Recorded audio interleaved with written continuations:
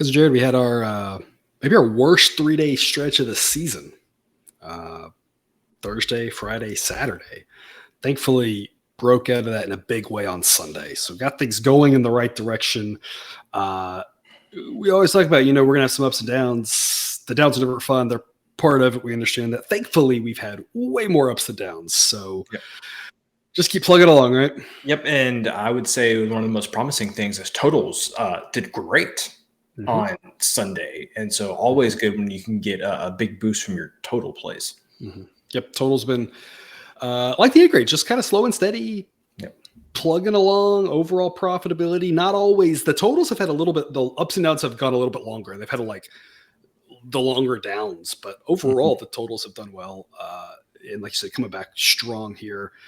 Everything strong on Sunday. Totals did really well. A grade plays did well, so that was good. Hopefully get us back on the right track here. It looks like we will have I believe only our sixth now losing week of the season with the A grade plays. But given how few and far between that is, maybe the rest of the season we can go without another losing week. That'd be nice. Every other week was A grade profit. We'll see. I mean, we're getting to the point in the season where that's completely possible because there's not too many weeks left. Yeah, exactly. Labor Day games, got some day games, got some night games, got 3 pitcher props for you. Those have just been fantastically good. Yeah. So, found 3 again that I just could not choose between. And last time I had this, we were 1 pitch away from nailing all 3. Ended up getting 2 of the 3. So I think the same thing here. I think we're likely to get 2 of 3. And if things go right, we might get all 3 of them, which could be fun. So 3 games, 3 props. Let's get to it. Starting off here with the White Sox and the Royals. Cousin Jared, I was floored at the rating for Cole Reagans for the Royals. He pitched terribly last year for the Rangers. Was a young guy. We knew he wasn't quite ready. I think he had double Tommy John. I think he did Tommy John twice. And just didn't seem like he was able to get back to his good prospect form. But this year, lately, only 66 innings. So, I mean, if you're a Royals fan, you're not, celebrating your, 2027 World Series title yet or whatever. But in those 66 innings, 3.27 ERA, and the underlying metrics suggest that is not a mirage. His rating is an 82. Cole Reagans. At 82. I'm glad that you led off the show by saying that because I saw the rating of this player and was thinking, I feel like I should know this Cole Reagans, and he wasn't necessarily ringing a bell. And especially with who he's pitching for, I was like, well, I thought I would have heard for a guy that was pitching for the Royals that 82 rating. But here we are. He's been pitching really well, just kind of like snuck in, I feel like, on us. I usually feel like we usually have a pretty good handle on who the better pitchers are, but really just sneaking into the radar. Unfortunately for the Royals, their bullpen not very good. The White Sox have no bullpen left. They'll be throwing Jesse Schultens, who's been very serviceable, 3.97. The underlying metrics, though, suggest he's not as good as that ERA. That's why he's getting that 101 grade. If they did suggest he was about a 4 ERA pitcher, his grade would be in the probably mid to low 90s. That'd be better than league average. Unfortunately, the underlying metrics suggest he's probably going to go a little bit further north. Neither offense much to write home about, but Cousin Jared, the weather. It is going to be, we talked about, we may not have very many more of these coming, but we still get a hot Labor Day, 95 degrees through the entirety of this game. Wind will be blowing a little bit out and a little bit across at 15 miles an hour to left field, which helps your righties more right-handed hitters than lefties. And you have to assume the White Sox will be with a right-handed heavy lineup against the lefty Cole Reagans. And the White Sox grade jumps to a 92 against lefties as well, so closer to league average. So with all that said, about a coin toss type game, don't really know what's going to happen in it. The White Sox versus a lefty being more than a full standard deviation better than the Royals is kind of what offsets the Royals' edge with Cole Reagans. The other thing is that the White Sox still have a decent reliever, maybe 2 in their bullpen. Overall, it's not great. The top reliever is great, a little bit better. So if the White Sox have a lead, they are a little more likely to hold it. But there's a lot of variability this game, mainly because of the weather. You've got a hitter-friendly ballpark already that gets one of the higher park factors and the weather adjustment of 21%, which is why we are on the over 9. We talked about not playing a lot of overs. Even if the wind shifts sideways, where it's like out, it's like half out, half across. Even if the wind shifts sideways, this projected total is going to be in the double digits with it half out, half across. The projection is 10.7. Lo and behold, if we wake up and the wind shifts just a little bit so that it's straight out, the projection of this game is going to be about 11.5. With heat and potential wind, the ball is going to fly. This game, honestly, we talked about it before on occasion. This has a chance to be a 13-12 game. If you're in the Kansas City area and you want to go sweat like crazy and watch a bunch of runs, this is the game for you. Because over 9, what do you got? Yeah, I mean, this is fairly simple. Sometimes I come on here and I like to give you a lot of good information, but the fact is, this is Kauffman. It's super hot. The wind's blowing out. Two teams with not great, Cole Reagan's rating aside, not great pitching, not great bullpens.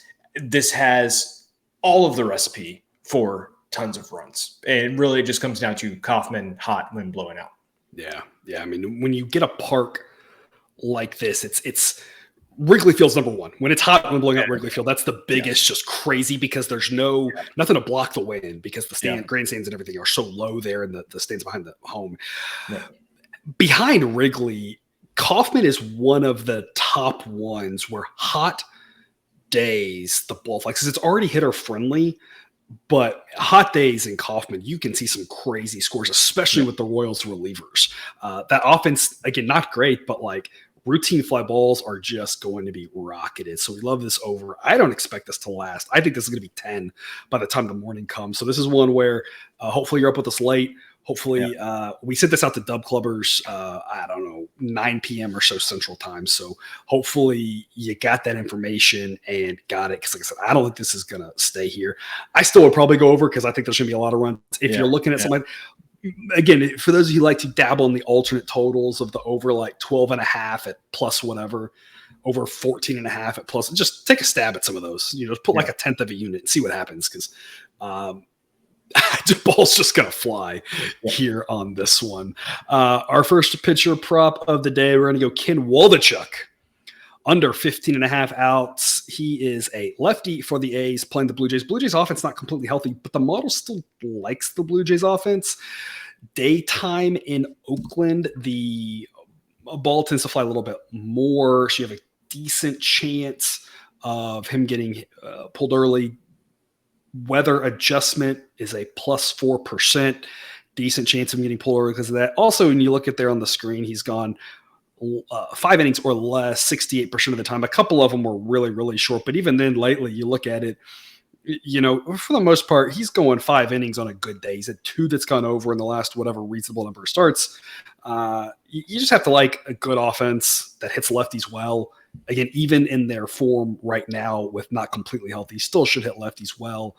I think the Blue Jays can put up some runs here off of him, and I think 4 or 5 innings is probably what you're going to get. Cousin Jared, you have any insight for us on this one? Yeah, again, Waldachuk, great guy, I'm sure. Probably. But we have besmirched his name more so than a few times this season. Yeah. But when I look at Oakland Coliseum and see a game that has an expected total of 9 runs, like that's not a stadium that just, we just talked about Kauffman with Oakland, you could say is like the exact opposite of that. And so when you see a lot of projections of 8. Yeah. And so when you get above 9, and depending on time of year, you see a lot of, 7s or whatever, which, Athletics terrible bullpen aside, which inflates every total a little bit. When you see a number like 9 at Oakland, there's going to be some runs. And of course, the Blue Jays have a good offense. So I think the number one thing that kind of makes me feel good about this is when I see a total of 9, sideline projecting a total of 9 in Oakland, there's going to be some hits and going to be some runs. We talked about it on the college football show here, the first one that we did. And we talk about it every once in a while in baseball, but you should be able to think about how you're going to lose any bet because any bet can be lost, right? The way this gets lost, in my opinion, is the Blue Jays are scoring a bunch of runs and the A's are like, you're going to eat some innings. The issue is it's hard. They're not going to let him throw 120 pitches, and it's going to be hard for him to eat innings because I think the Jays are going to run his pitch count up, get a lot of runs, and it's one of those him eating innings still might be only 5. So I think a good chance to hit this one. He's going to have a lot of success against the Jays offense that people are more down on, I think, than they should be. Again, I know they aren't completely healthy, but the model likes their depth and thinks that the guys can step in behind the whole left half of their infield that's injured, and still be respectable. And especially against lefties, they still get a grade of full standard deviation above league average. So we like Ken Waldichuk here under 15.5 outs, minus 120 in the juice. So not too bad of a price there for something that should be well over 50% likely to happen. Get a reminder, Outlier.bet/professor gets you that free 7-day trial. You can check out all these fun metrics. Again, that link's also in the show description. 2:20 p.m. Eastern, Giants and the Cubs, another game that's going to have some crazy weather. A game they don't put I haven't seen a total yet on. Right now, the wind's projected blow out at 10 miles an hour, and it's going to be upper 80s. And so if that holds, model projects 11 runs, and they won't be afraid to put the total that high. They've kind of accurately accounted for that. I think for the most part in Wrigley, the totals get really high. Yeah. I don't think they've quite accounted for it at a place like Kauffman. But I assume if the weather doesn't change, then that total will be really high, and it'll make it a tough overcall because it's tough to go over a number that's that high in the double digits, that's in the double digits. But you do have two really good starting pitchers. If you had weaker starting pitchers, this total based off this weather would easily be a Coors Field type total. Justin Steele, Logan Webb. Both of these guys, Steele probably not quite as good at a 2.69 ERA, but we talked about him before. A bona fide ace at this point, especially with Stroman out. He's definitely their ace. So the Cubs are trying to make a playoff push here. These two teams look pretty similar. Here's one caveat. The Cubs bullpen gets a 106. They get a 106 overall. Their top relievers get a 96. The top Giants relievers get a 97. The Giants' strength is that they go miles deep for their bullpen. And that's part of why they can get away with the bullpen games. They got so many arms. After Doval, though, they don't have really another great reliever. They don't have a classic eighth inning guy that I would trust, really. I mean, Doval's good, but behind him, it's not bad. It's just not fantastic. So the reliever grade looks different there, but when you get to the end, if both of these guys pitch 6 to 7 innings and it's a 1-1, or I guess with this weather, 4-4, 5-5, right? Tight contest, the bullpen will not be advantage Giants. The Giants' advantage is if the bullpens really are needed depth-wise, which seems a little bit as unlikely with Webb and Steele. You don't expect the bullpens to be as much of a factor. The back-end guys for the Cubs, just as good as the back-end guys for the Giants. The other discrepancy that I have to point out that's not on screen, the Giants, I believe, are the worst rated defensive team, and sideline Cubs are pretty average. That matters because the Giants defense does not grade well. So that's why otherwise you would just say the Cubs' chance of winning this is more like home field advantage, but the defense, the bullpens being not that far apart, a little bit of recent play, maybe not a lot, just a little bit of how these two teams have kind of been faring as of late, kind of tilts everything in favor of the Cubs to the tune of a 60% win probability. Model says anything minus 131 or better is an A grade play. We got minus 132. There might be a typo in there. I don't know. We're right at the threshold for an A grade play. We just got in there. We're right at an A grade play at this price. Might have been a model up. I don't even know. Cousin Jared, why do you like the Cubs? So I'm going to drop a little bit of my sideline knowledge here and tell you that sideline likes Logan Webb. It loves to back Logan Webb. And the fact that we have, whether it's a B+++ grade or an A minus grade, a grade worthy to fade Logan Webb. And that catches my attention when sideline, catches on to something. It's, Logan Webb, and then it just flips and goes, you know what, I think the Cubs are a good play here. And then plus getting the opportunity, like I said, to back Steele, who's been so good this season. Me, I love backing a good pitcher. So for me, it's a combination of seeing Steele pitching and then seeing sideline fade Webb. That's telling me something. Giants lost the last 3 games in a row to the Padres. And we talked about how bad the Padres have been. Yeah. Maybe they're giving up, that sort of thing. The Giants have been a tale of 3 seasons, very mediocre early on in the season. They brought up Patrick Bailey, played really well, got hot. Everything was clicking. And again, they probably weren't as bad as maybe that early season. They probably weren't as good as that middle season. But now it's like they're reverting right back to that just real terrible. The pitching, I think, has really been worn thin. All those bullpen innings, the hitting's not quite there. It's just they've really struggled for a team that looked like they were going to be strong enough to kind of cruise into one of those wild card spots. And as it is now, as of right now, this recording, they would be on the outside looking in, barely. But I mean, they were in that Yeah, spot in firmly. control. They were Yeah. Yeah, they were well ahead of the Diamondbacks, who have now caught them as the Diamondbacks have been playing really well lately.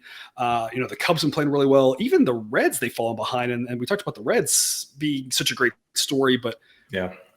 as good as they played the last, I guess, week-ish, that their struggles, the Giants just not looking great, and the Cubs are, and so I guess that matters. So that matters a little bit. And like you said, the model does love it some Logan Webb. We back the Giants so much, but that defense, I think, could also be the differentiator in this one. The fact that the Cubs have a competent defense and the Giants don't. Yeah. Somebody's going to have to write a book about the Diamondback season, and it's got to be told in 3 parts, like great, terrible, good. Like, I mean, I'm sure there's been a team like this, but it's like, man, they have been up and down, but the highs have been really good. But they're in the middle. It was bad for a while. Yeah, absolutely. Another pitcher prop here, Andrew Heaney, under 4.5 strikeouts. This one's pretty straightforward. We talked about the Astros offense does really well against lefties. The Rangers, while Heaney has gotten over this number in his last 2 starts, the Rangers have not been afraid to pull him early if needed. If he's rolling along, they'll let him go. But, it seems like a situation where the Astros getting back to that top of the lineup 3rd time through, I don't think he's going to go very deep. We've had this exact prop, I believe, Heaney against the Astros. I don't remember his outs or strikeouts or what on that one, but I just like this under here. I think the Astros offense can get to him. The Astros coming off a really disappointing series for them against the Yankees, and I think that's why there's a little bit of value on this number, because people see the Astros struggling against the Yankees, but the Yankees relievers might be the best in baseball. They're top 5. They're looking really good. Michael King, the guy Sunday we backed as the A+ play of the day, has been fantastic. He was good in the bullpen. He's been fantastic as a starter. I think you're kind of overreacting if you're worried about the Astros offense at this point. They put up a handful of runs against Severino on Saturday. Couldn't do anything against the rest of the bullpen, but Heaney and Severino are a little bit closer together than Heaney and the Yankees bullpen. I think he's a very mediocre pitcher. And the lefty aspect of this I really like. We talk about the Astros just crushing lefties. Cousin Jay, what do you got? Got nothing else to add. I feel like we've said everything we can about the Astros against lefties. We've specifically faded pitchers, lefties, against the Astros a lot. And I think it's worked every time. If not, it's all but one. Yeah. As a reminder, right, there's no locks in gambling, but this is one that you have to feel pretty good about at that price of -102. I think maybe last time we played this, we might have gotten under 5.5 and paid a little bit of juice for it. So 5.5 is a little bit better. You're going to have to pay that price. He might get to 5, but again, that's why we're only paying -102 for this, right? I would not be paying -130 for this. But I think the probability this hits is somewhere around 60-ish%. And so -102 is pretty upper 50s, whatever, somewhere in that ballpark. So the -102 is pretty good. Yeah, I don't know. I got this thing here. You click link in the show description for that free trial. There's a lot of goodies over there at Outlier. Moving on, Twins and the Guardians. Guardians offense getting a little bit better now. It hasn't been. I mean, it was almost impossible to be as bad as they were to start the season. So I'm glad that there's been at least signs of a little bit of progress. Yeah, Giolito coming over, just very average, 4.45 ERA. FIP a little higher than the XFIP, right around the same number, pretty average. A guy who could give up some home runs, that's for sure. And even though you've got a very pitcher-friendly ballpark, you're going to have potentially good conditions for the home runs. It'll be close to 90 degrees at first pitch. Wind will be blowing out, maybe across, TBD on that. But if that wind's blowing out, it could really offset the pitcher friendliness of this ballpark, and that could allow him to give up some home runs. I believe he leads the majors in home runs allowed this year. Pablo Lopez on the other side has had a really good year, a guy we've loved back. Underlying metrics suggest maybe a little bit better than that 3.72 ERA, but even that's still pretty good. Twins have the big edge there. Relievers are both good, not great, but good for both sides. Offense, of course, the big thing, Guardians offense just doesn't project well, doesn't rate well, hasn't done well. That doesn't mean they don't have their moments, right? No locks and gambling, so the Guardians could come through offensively, and they have on occasion.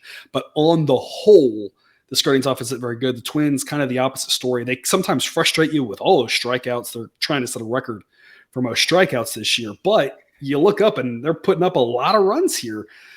It seems like most nights. And so they can score runs. They can go cold too. So you just never know exactly what's going to happen. That's why we look at this from a probabilistic standpoint. I believe we're like 2 cents away from an A grade pick on the money line and the run line both. But for whatever reason, we just eke into the A grade on the -1. It's just a weird math thing. Because I just have to tell you this because I feel like our viewers are going to be surprised at this fact. But let me tell you, as someone who knows math, the more you know about math, the more things you go, math is weird. And if you aren't saying math is weird, you don't know anything about math. Because this is probability. If probability doesn't make you go, that's weird, you're not doing it right. And that's kind of one of these things here. Like we're B, kind of like the Cubs. We're B plus on both money line and run line, but on the -1, we're like A minus. Either way, it's just like the Cubs. If you want to play it like a super B or a B or a low A, it's all the same. We're barely into the A grade play here on the -1. I don't know. I like these -1s. I like getting better odds. The money line price currently be -134. -134 is not a bad price, but saving the 30 cents on the implied here for the road team. I would not do it for the home team. For the road team who gets that extra bet, I don't know. It's the official way to go. Cousin Jared, what are you telling the people to do on this one? I'm telling the people to shop around because you might be able to find like -130 or like -129 and squarely into the A grade territory on the money line. So that's where I would lean. Not going to lay a run and a half in a game like this with a total of only 8.5. But I want to posit to you that in 2022 we had Mitch Keller, we had Joe Ryan for a while, we had Merrill Kelly, who we still like to back. I'm going to posit that Pablo Lopez is the 2023 version of Mitch Keller. I love me some Pablo Lopez, and I love backing Pablo Lopez. I feel like, this is just my feeling, and who knows what the actual numbers are. I feel like we've won 75% of the time that we have backed Pablo Lopez. He has been so good to us. So for me, this is just like, hey, sideline gives it a good grade, and it is Pablo Lopez. That's really all I need to know. Definitely, like Sonny Gray is a solid pitcher too, but man, there's something about Pablo Lopez being on the mound that just gives me all the confidence in the world to back the Twins. He has changed up something. I read an article, and I can't remember what it was, from last season. He was a good pitcher last year with the Marlins, and we backed him enough last year as well. But the adjustment, or whenever he came over 2 years ago, I don't know when he was with the Marlins. What is time, right? But the adjustment he made this offseason to increase his strikeouts, I think has really taken him to the next level, because that's the biggest thing these days in baseball. If you can get guys to swing and miss, they aren't putting the ball in play. You're not going to get BABIP. You're not going to get fly ball to home run ratioed, all those things that can make you go sideways. And that's one of the reasons we loved him, is he's been consistent. He's blown up a time or two that we've backed him. So like you said, it's not that we've won 100% of his starts, but he's been way more good to us than not. So I'm with you. I've loved backing Pablo Lopez here. And I still think he's a little bit underrated. I think people are looking at that 372 ERA like it's a fluke. I'm like, I think he's really good. Yeah. And I'm not a statistician, but I also think that having the Twins offense and not the Marlins offense also probably makes you a better pitcher. It very well could. The fact that, they talk about this, right? That it's tough because as a pitcher, you know that you're graded, you know that you're making your money off of what you do and not what your offense does, right? That's changed, right? There was a time 30, 40 years ago, maybe that was the case, but it's still hard to go. I have to imagine to go out there and just focus on that and be like, I don't really care if we're scoring. I'm just going to do my thing. Like, you want to win. Like, you've been trained your whole life. That is embedded into you that you want to win the game. And so you get more runs or you don't get runs. And like that kind of affects you somehow. Like as much as you try not to, it can't not affect you even a little bit. I think you're lying. If you're like, there's guys first and third, one out, and you're like, I've got to get the double play ball here because if one or two of these runs scores, my team's probably not going to be able to come back and win. And that's probably the feeling that you got some of the times when you were on some of those Marlins teams. So I think you're 100% right. And that affects you because if you're relaxed and you're just going to throw your best stuff, you might get the double play ball. You might get the strikeout, you might get a pop right, whatever. But you with that extra little pressure and tension and hang one bad pitch and all of a sudden a 3-run home run in that situation, right? So that's going to help as well. You mentioned Merrill Kelly. That is our last pitcher prop of the day. This is my favorite of the day right here. Over 17.5 out. We are paying some juice at -160, but if you look, he has been a machine at home, getting 6 innings or more. If you'll notice those 2 Reds, 2 of his last 3 starts, that was at the Padres. Padres still got a decent enough offense it can really hit. It was at the Dodgers. This guy at home, though, is really good. Also, he's facing the Rockies, which is not the Padres or the Dodgers. This really should not be 17.5. It should be 18.5. I don't know what I would do at 18.5 because against the Rockies, he very easily could go 7 innings. He's done that 5 times this year, and it wouldn't shock me. But I really think that against I really think that it should be 18.5. I don't know why it's 17.5. Whatever the juice is, lay the juice. This is a very likely winner, barring injury or just weird things happen, right? There is a probability something weird happens, but otherwise -160 is a great price. Cousin Jared, what's your 2 cents? Yeah, I love anything to do with the Rockies creating outs. Yeah. Well, especially on the road, right? Yeah. At home, I always feel like when I look at these props, anything at Crucial, I'm like, no, I'm just not touching. That was literally the first thing I did. For some reason, I thought this game was in Colorado, and I went back and looked, and I was like, oh no, it's in Arizona. Yeah, I love this. Yeah. Merrill Kelly is a little bit more on the extreme side of home run splits. His co-ace or whatever. Obviously, Gallen's a better pitcher, but his co-partner in crime leading that staff, Zach Gallen as well, right? Those are 2 of the guys, but the handful of guys are a little bit more extreme home road than average. He's one of them. So at home, again, Rockies on the road, offensively terrible. I want to find ways to back Kelly.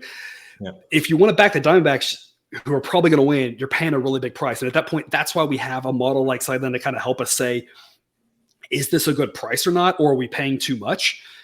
Because in the long run, that matters, right? I always tell people, look, if you're just going to Vegas or going to, now in any state, right, more than half of them you can get. But if you're just going and you're betting like one day, price doesn't matter. Just do what you want to do and have fun, right? Try to pick the winners. But for those of us doing it more than one day, that price is going to really add up. You have to make sure you're finding good prices. And so you may be concerned about backing the Diamondbacks, given the steep price that you are rightfully going to have to pay. This is a great way to back the Diamondbacks and Merrill Kelly here, is lay a little bit less odds here and back Kelly. Whether it's this, it just goes up to 18.5, or that's the only options you have. You could always look at a strikeout props as well, but find ways to back Kelly here at home, I think, is a pretty good option. Look, banner, because that is all we've got for the people here. Some good Labor Day plays, games throughout the day. Only one late game, college football game, who maybe, hopefully, we won't lose in ridiculous fashion like we lost Sunday night. I feel like that loss, I feel like that game should not have gone under. We had the under. It should not have gone under. And then it should have gone under. And then somehow we lost. And it was like, that was the frustrating part. If it just had gone over, it's like, whatever. Like, you're not going to win every bet. We get that. But the fact that it really should have been under, and then Florida State has a screw you score, we want playoff point score to go over inside a minute. And then LSU just decided to score because, why not at that point? Yeah, exactly. Hopefully we can avoid that fate Monday. Yeah, that would be nice. But what a great end to a long holiday weekend here. Get a full day of baseball, cap it off with a little bit of baseball and a little bit of college football. It's a great day. Yeah, absolutely. All right. Well, thank you for watching this episode of Picks with the Professor. Don't forget to subscribe so you can show the sports betting content for this channel right into your feed. We'll be back again with more baseball content throughout the week. 2 college football episodes this week as well. Got one for totals and one for sides. So lots of good content here. But as always, best of luck. And remember, you can eat your betting money, but please don't bet your eating money.